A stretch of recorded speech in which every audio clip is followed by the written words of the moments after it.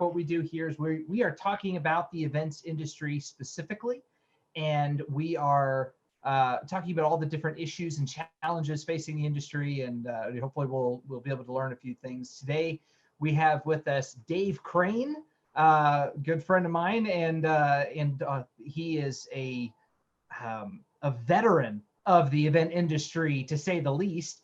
Dave, if you could just maybe a minute or two tell the audience a little bit about yourself and your experience. Yeah, I love it when you say veteran. That's like inverted commas for like old fart. I've been on stages since I was about 3 or 4 years old. This is the truth. I've been a singer. I'm a stage hypnotist. I've hosted lots of events. I've spoken to over 1 billion people through my gigs. I'm a keynote speaker doing international gigs, and I also train people to be at the top of the food chain when it comes to speaking at events. The easiest way to work out what I do or what I've done is just to Google me. Because here's the thing, when I start talking about who I am and what I do, I could fall down the rabbit hole of thinking that people care, and they don't. All they care about what's in it for me. So what? That's okay, right. Dave, fine. You're turning into Morgan Freeman. You've got an inappropriate hairstyle that makes it look like you got a horse on the back of your head. What do I get out of this? And so that's the only thing that's going to matter. So Google me. You'll see how really important and famous I am. And then just disregard it and hold me to this conversation to see if I'm any good. That's right, exactly. And it's actually pretty cool. I've known Dave for I mean, really just this year, but we've had a chance to talk quite a bit, and I've seen your pictures of you with different celebrities, and one of my favorites is you with Tony Robbins. I've been a huge Tony Robbins fan for years and years and years, and knowing that you run in the same circles, I love it, man. I love it. Obviously, we're entering into a whole new world when it comes to events. I mean, events have kind of been the same way for as long as we can remember, but no more. Well, it's not even a whole new world. It's a whole new virtual world, because events, as we have experienced them for the last 3,000 years, are being cancelled for real reasons, that it's not safe to do the events. So what you've got is a big challenge in many ways. If you try and get an event together and you do social distancing and masks, the cost of putting together the same event goes up by 3 times. Why? Because in order to sell tickets, you've got to leave a gap around so about a third of the audience can come along. So there you've got to put the price up. So who wants to pay 3 times the price to go to a concert where if you have a ticket that says you're at the back of the room, you have to be at the back of the room. You can't bunch your way forward and suddenly get really close to the star, because that's where it stops. But you've also got the opportunity that sponsors could get involved, other venues could get involved, or what you do is you have a hybrid. And this is where we're going to go. A hybrid of the gig in front of you with some invited or paid for guests, and then the show online. Now, this is a thing that's been really, it's an accident been waiting to happen, and COVID has forced it. Have you ever been to a concert, Jason, where you go along to see a rock band, your Rolling Stones or whoever it is that you go and see, and somebody brings their iPad and they hold it up because they want to capture the entire concert, and they're too far ahead of you for you to launch any kind of weapon apart from your mobile phone and hit them. So you've got to put up with it, and you know they're never going to watch it. They're never going to watch it because they're at the concert. No. So if you want to see a concert of a Rolling Stones live, then you watch it on YouTube. There's tons of them for free. So it's been waiting to happen for a very long time. And I think that what we've got now is a forced situation where we have to be really inventive about the way that we put together events. Events have to happen. They're in our human nature to relate and create relationships with people at events. But if they're not safe, how do you reinvent it so it works? And that's a really interesting prospect. I think so too, which I mean kind of brings me to really the first set of our topics here, which is technology. Obviously, we mitigate the problem through technology, but you've been to a few different virtual events. I know that you've used a couple of different platforms. I mean, what does this tech really look like, and what should it look like? Well, that's a great question. You see, when you look at the different types of technology, when you look at AR, so you got your augmented reality where you look around and things are in front of you. That's fine. You put your glasses on, you hold your phone up, and suddenly something jumps out of your drink and runs across the table, and everybody has a good laugh. That's one thing. Or you do Pokemon Go, where you walk across the road to pick up a Pokemon and get hit by a guy on a bike. It's ridiculous. Then you got VR, which is not inclusive. You put your glasses on, you can't see anybody. Somebody could rob your house. You're in an amazing world. You take it off and you find your sofa's missing. So that's not quite the best way doing it. Mixed reality is. So with that, you've got your options of things happening around you, you being immersed in it, but it's a combination of real world and virtual world. I think that's where things are going to go. So right now, we've got some really exciting opportunities to mix and match stuff. What we've got that I've been on is virtual platforms where you basically, you're on your laptop, and it would be, imagine playing Tomb Raider. So you're playing on your PC, you can move around with your mouse, you've got your fingers moving the buttons, you've got a little navigational grid, and you've got a little character in front of you. You can see through the eyes of a character, or you can move your character around. Well, imagine getting this really exciting game like Tomb Raider and making it the most boring game you could possibly have, which is you at a conference and lots of people sitting down and staring at you. That's where we are right now with platforms. For some reason, it's been seen by all the event organizers, not even event organizers, of the gamers, that what we're going to do is reproduce a world where it's a normal expo, a normal conference, and you get a little character. Generally, it doesn't look like a real person, either because it looks like it's made out of Lego, or it's got a massive head that would easily snap the neck of any real human being. But that's what we're doing. Right. So you're walking around at all these different venues, but all we've done is reproduce the same way that you'd have in a normal gig. So you walk along, you talk to people, how are you? And inside the world of the venue, you're doing what you do at a normal event. Now, I've spoken at countless hundreds, thousands of conferences around the world, and they're boring. If you're not on stage and speaking, when you're off stage, you're talking to lots of people. So what do you do for a living? That's fascinating. How long have you been doing that? Wow. And you're thinking, I must get coffee or I'll kill this person. That's what's going through your head. Not all the time. Sometimes I like meeting people. But the point is, right. Some people are more interesting than others, right? That's true. But what we've done with the platforms is recreate exactly all the bad stuff as well as the good stuff that you get from a virtual platform. So it's in its beginning stages. Most people don't know how to use it, but don't even know if they exist. I was looking at an agency website yesterday. It's a top agency website, lots of really big names from sports and whatever, who are all motivational speakers and trainers and so on.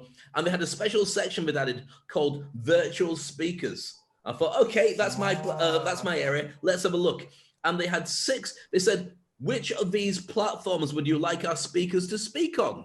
And it was Zoom, GoToWebinar, it was Webinar Jam. It was all 2D. None of it was going into an immersive world. None of it had virtual at all, from the fact that they weren't in front of you. And that's what the sharp end of the industry thinks they should be doing. And if they carry on doing that, they'll kill a large part of the interest of their industry, because so many speakers can't do it properly. You can't be a speaker. You've got to be a broadcaster. You and I right now could be on CNN or Fox. Well, CNN. And what we would be doing is talking about the things that we do, like this. So if your arms are moving too much like that, people just go, stop. Your job is to look at the camera with conviction, choose sound bites, and share with people enough information that they like to take it in, like they do when they're watching other TV shows. Your job is not to be a speaker anymore. And the role of speakers are going to change as well, but I'll talk about that later, because I realized I'm past my 2 minutes of speaking. So that's okay. It's okay. I feel like the technology piece is one of the parts that we're going to probably spend a little bit more time on, only because it's what I've noticed is, as we've really explored this new landscape, it's kind of like a land grab. You know, it's kind of it's very reminiscent of like late 90s, right? Everyone's just like jumping into the internet, right? They don't know what they're doing, but they know that they got to be there, right? Virtual events kind of feels like that to me right now. And there's some decent players and there's some other players that it's like, why'd you build this? It's a real problem, because it's going to grow, and there will be a lot of people that go out of business as they progress. As you know, it's been grown by the experts in creating virtual platforms, which are the gamers. So the gamers aren't marketers, but they can create a really good environment that's real, it's solid, and you can enjoy it the way you would with a normal world. That's fantastic. But I think that what's missing is that extra element of where we take it beyond. So for instance, if you look at any element of life, okay, let's look at mobile phones. Mobile phones, here we go. I've got my iPhone here. So my iPhone, once upon a time, used to be that phone that was on the wall in your house. And of course, you won't remember this because you're far too young, but you'd have a dial in it, and you'd take it off the thing, and you go, and then if you got the number wrong, you'd have to dial it all again, and then you'd say hello. And that's the only way you could reach people. So people would leave the house, and you couldn't get them until they got near a phone. If they haven't got one in the office and they're not at home, they go missing for a day. And then you end up with suitcases that you could carry around, which was a mobile phone that allowed you to make a call for about a minute. Then the battery ran out. And then it became a brick. And then it became a Nokia. Nokia was the name for a mobile phone for a long time. And now it just doesn't mean anything at all. And so now what you've got is this thing here, which, let's face it, the next generation are going to turn around and say, what, you carried phones? You didn't have an implant? Or you didn't have a thing that popped up and an ecosystem around your head that, like Iron Man, has given you lots of things you can spin. There's going to be so many differences that evolve. What we're talking about with events is people are forced into a situation where they have to reproduce what they had before. And I watch people, you'll like this. When I do my daily show, I do a daily show on LinkedIn and YouTube, and it's very funny. So I did my show, and I used to tag myself in groups on Facebook that I'd been joined or thrown into.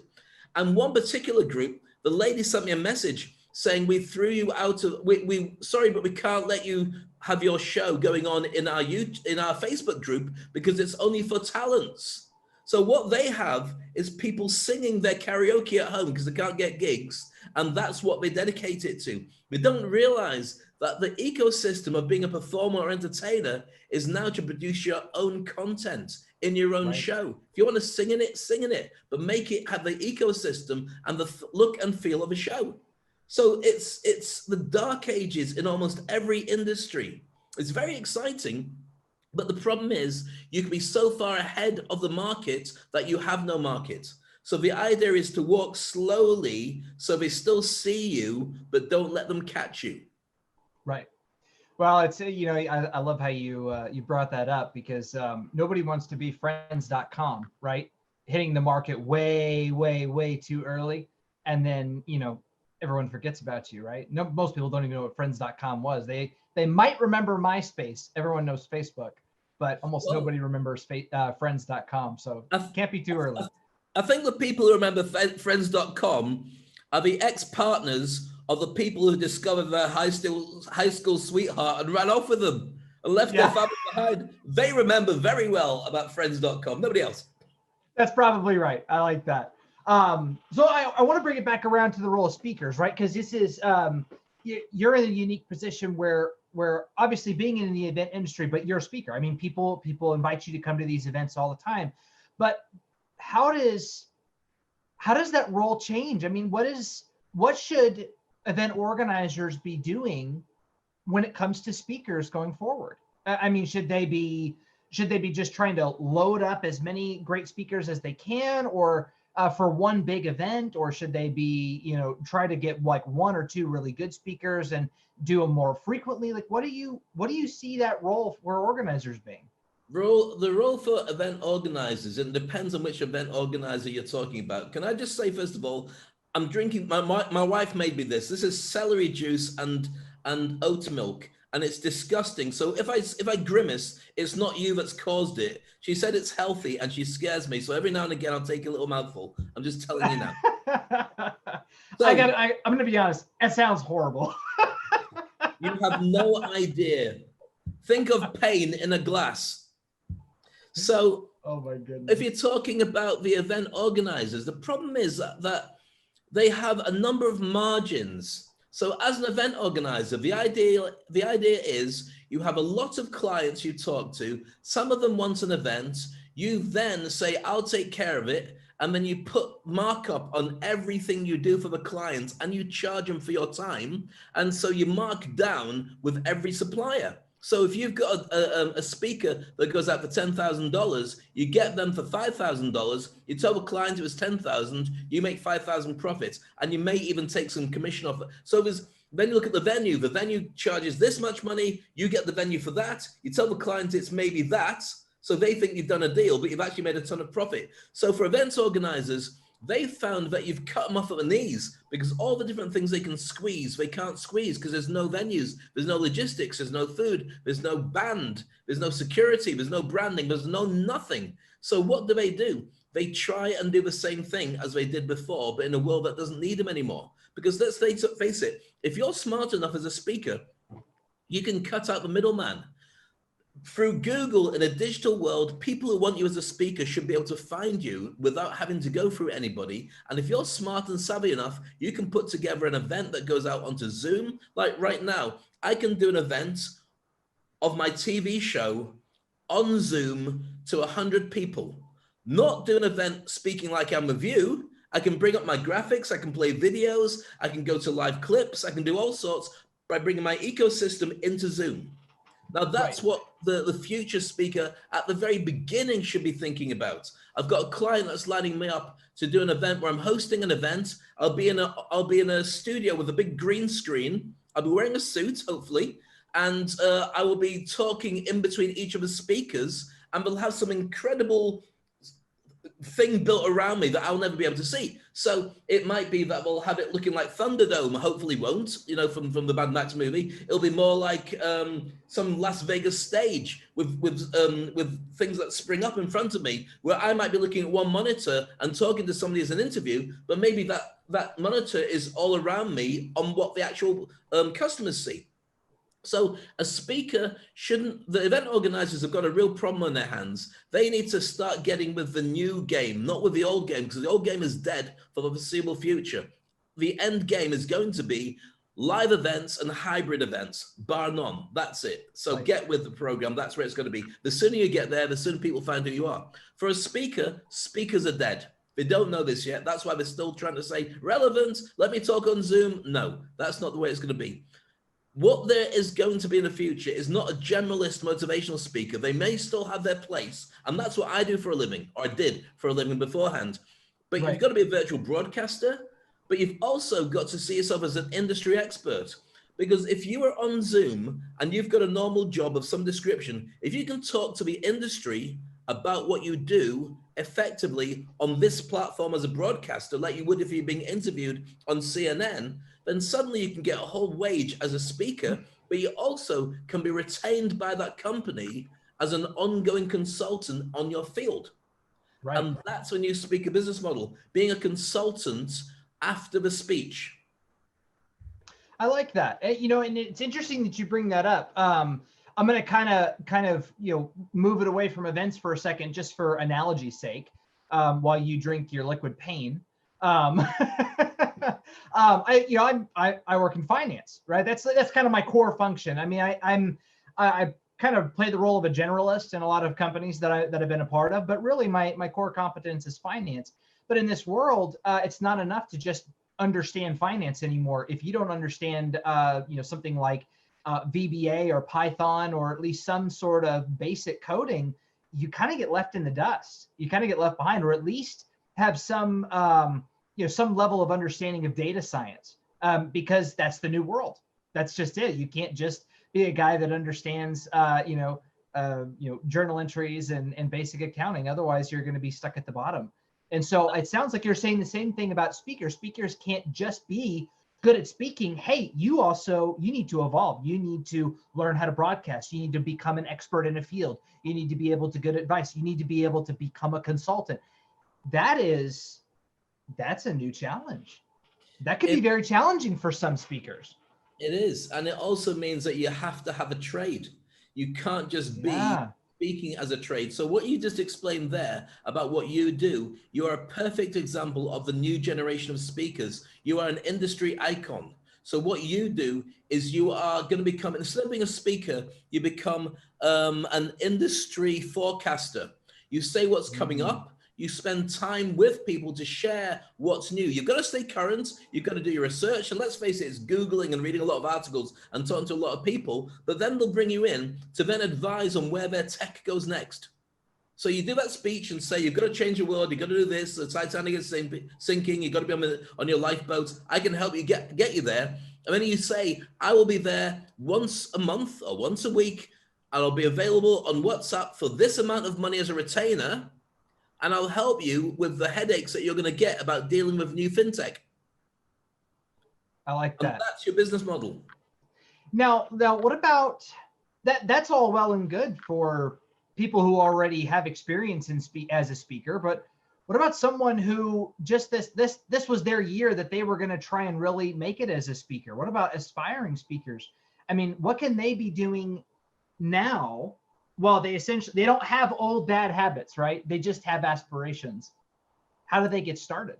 Well, they have to go through the same changes every bricks and mortar business about what's digital relevant post-COVID. So what is going to be something that people, if your business model is you like to speak about restaurants, well, good luck. Nobody's sitting in restaurants anymore. Not for a while. Any smart restaurant does one of two things.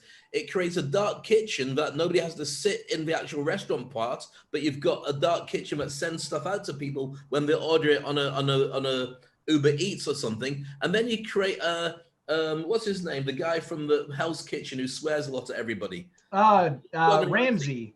You create a Gordon Ramsay YouTube style channel where you cook every morning for people. And you say, right, this is my new menu. And it's going to be the meal of the day today. It's a special. I'm going to teach you how to make special eggs and shoes. Eggs and shoe meal is really delicious. And this is how you cook it up. And you do this and you get a following and people say, you know what? I really want that. I want that eggs and shoe thing. I've got shoes. I've got eggs. I love the recipe, but mine tasted gross. He must be great. So you create this brand new ecosystem around your job. Now, the thing with speakers is so many speakers aren't just born speakers. They left their job to become a speaker. Now, I've always taught my people, treat speakers like a 1.5 job. Keep your day job, speak as a side hustle on the side of it. So you've got a regular wage coming through and a gig could be a bonus. And if you do it properly, then there's more money in the gig than there was in your day job, but at least you've got a basic and bills get paid. Right. A smart speaker should have a look at what they did before, see the evolution of that industry, and rather than walking away from it, hold on to it and embrace it, and help the people in that industry reinvent themselves because you're one of their own. There's enough for everybody. Remember now, it's not about location. I'm doing gigs all around the world. I'm doing a gig on Tuesday to 5,000 business owners in Manchester. I'm going to do it from here, from my laptop. And so if you're now looking at your business, the old business model was about being able to turn up in a ballroom or in a hotel lobby or whatever it would be. Now you've got 7 billion potential clients, of which maybe a couple of 100 million businesses to work with. There's enough for everybody. Double down, build your niche, build your profile, make it so you've got certainty that when people find you, you are the one. Right. And then get yourself out there. And you'll find that it just starts going. But you have to get yourself out there because you're up against everybody else. It's so hard to get on the front page of Google, so don't try. Get yourself making videos to your industry, positioning yourself while everyone's going, I'm scared to speak. You're saying, I'm not scared, and this is my contact detail. I like that. So with that role changing so much, I mean, do event organizers even need to bother with finding high profile speakers or for these big events, or is it really more about what they're doing in between the events then?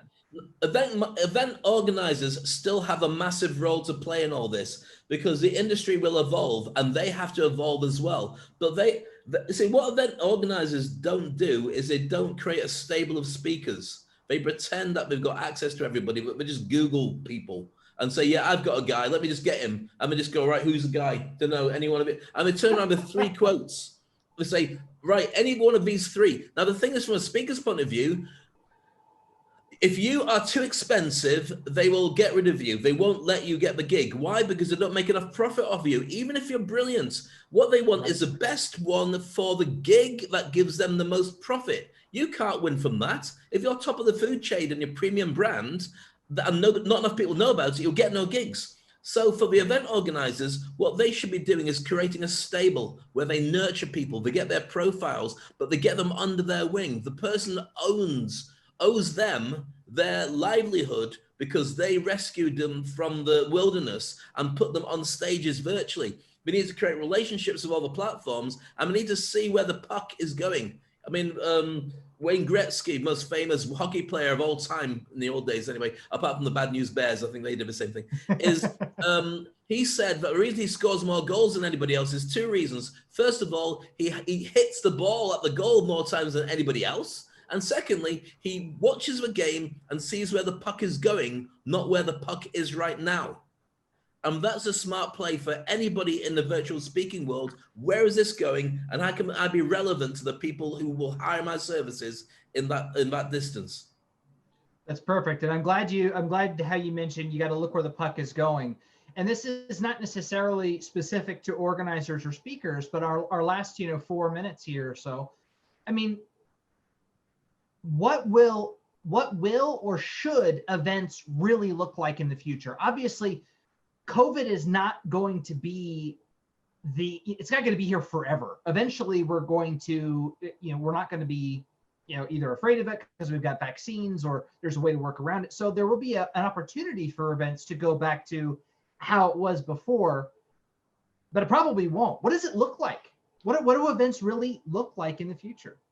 Well, that's like saying, do you remember when 9/11 happened? And for the first time, you go to an airport and you'd have to take all your shoes off and walk through just in the bare essentials for the X-ray. That never went back.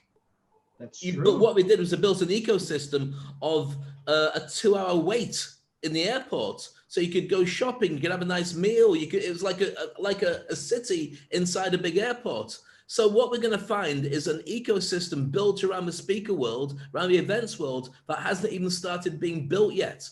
I've always believed that the smart play is you don't do events once a year. I've always thought that was a ridiculous business model. We've got a big tech conference. Please come again. Thank you. Did you enjoy it? Thanks for your money. Oh my God, they've gone. I hope they stay with us. Send them an email. Have they responded? How many people? Keep sending. What I think you do is your event now is a chance to bring together the team that you've been working with, the tribe that love you all year round. So you create a TV show and you keep them in the loop all the way through, and you interview them and you make them stars, and you get it sponsored. So your event is just a get together of all the people who are already business friends.